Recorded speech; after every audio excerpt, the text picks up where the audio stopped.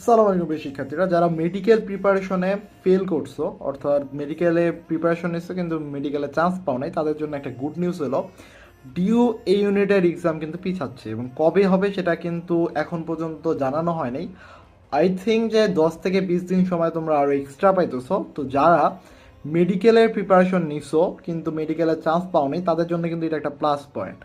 Almost এই 4-5 দিনে preparation নিয়ে কিন্তু তোমার ডিউ ইউনিটে চান্স পাওয়া কোয়াইট ইম্পসিবল ছিল, সেই ক্ষেত্রে কিন্তু তোমাকে তোমার সৃষ্টিকর্তা আরেকটা সুযোগ দিচ্ছে। সো এই জায়গা থেকে যারা আসলেই একটা পাবলিক ভার্সিটিতে পড়তে চাও এবং ভালো একটা সাবজেক্ট নিয়েও পড়তে চাও, তাদের জন্য এটা একটা খুবই ভালো সুযোগ।